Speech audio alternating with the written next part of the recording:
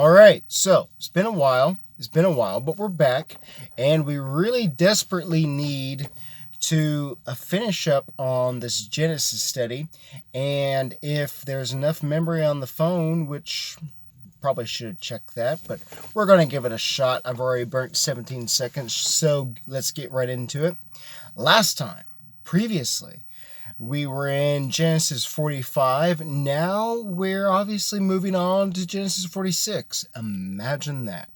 So last time Israel had been on his journey to Joseph in Egypt, which is, there's a lot of different pictures there. When Jesus was 2 years old, to avoid being killed, Jesus being that picture, or went down to Egypt to survive.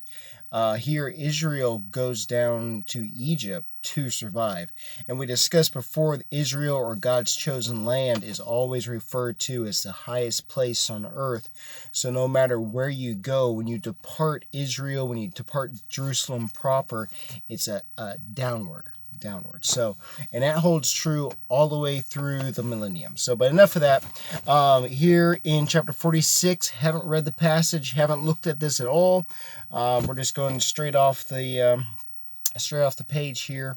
Hopefully it's a blessing. We'll see how that goes. Preparation would have been helpful, but we'll see. Mainly here we're just reading it because maybe you haven't read it yourself, and maybe my just reading it will encourage you to go read it, and God can work through your reading. So here we go.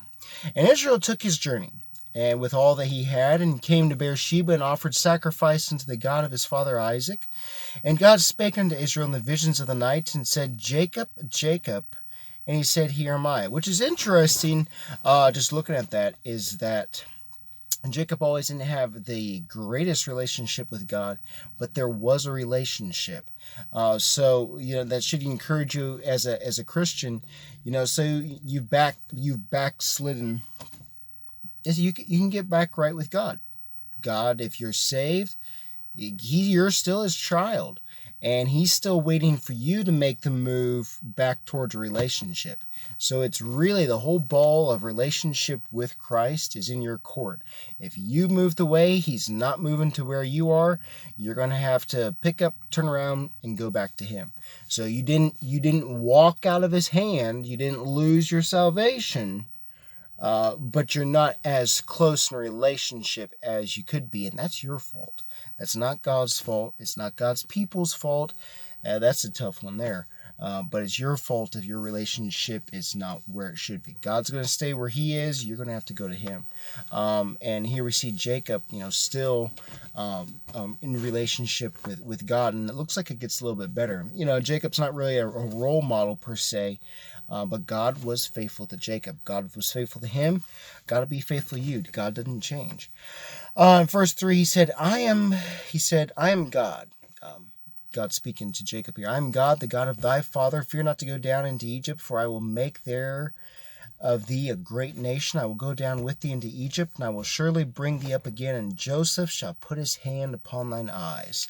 So, Jacob gets to see his beloved son.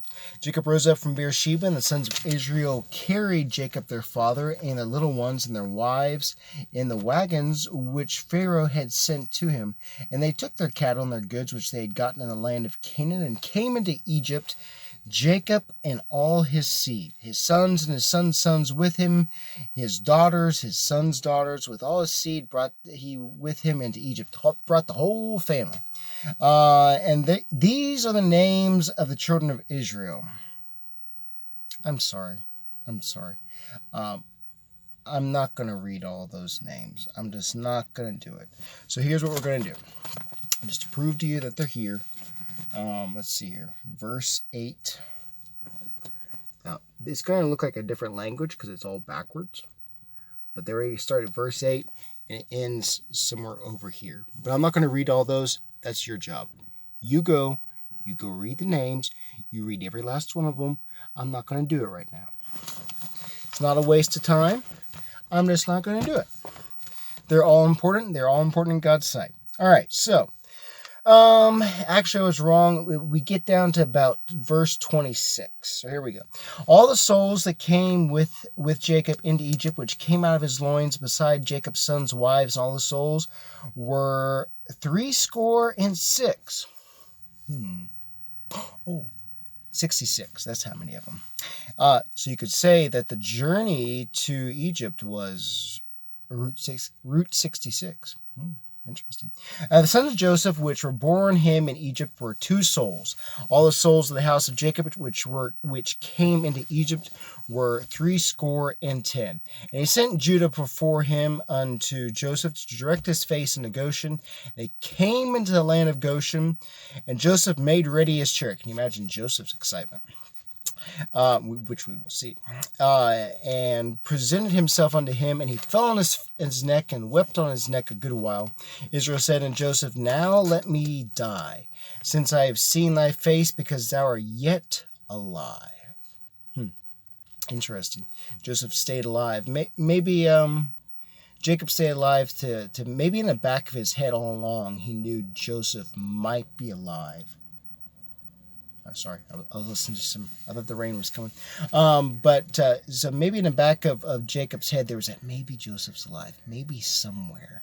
I'm pretty sure we could look at the scripture. We can probably get the idea that he didn't buy the whole, oh, Dad, these wicked, terrible animals, they just tore apart Joseph, and this is what's all that's left. Jacob's not stupid. He's a very wily, conniving, manipulative person. He's not stupid, but he was weak when it came to his children.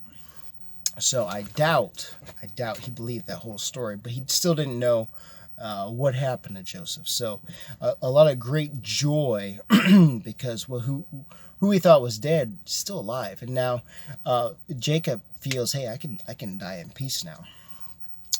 Joseph said unto his brethren and unto his father's house, I will go up and show Pharaoh, and say to him, My brethren and my father's house, which were in the land of Canaan, are come unto me.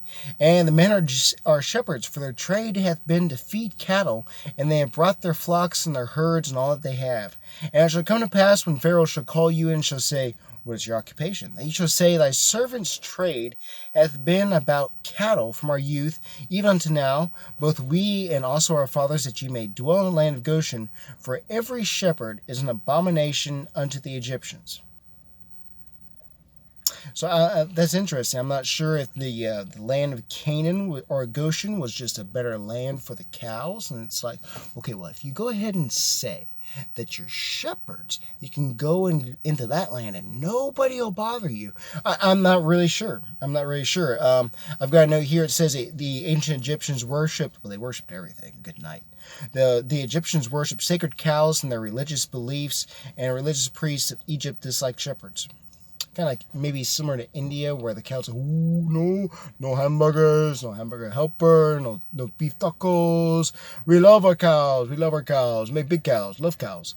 So I don't know, but the deal was here that the abomination, nobody's going to go to Goshen, nobody's going to give you any trouble if you say that you've raised cattle, which they did. I don't know. It's a very interesting thing. So tune in next time for chapter 47. In this segment, we're recording all these in one day, Lord willing. We're going to get all these chapters done. Genesis will be filled, and you'll see these next videos in the next couple days. So, all right, tune in for 47.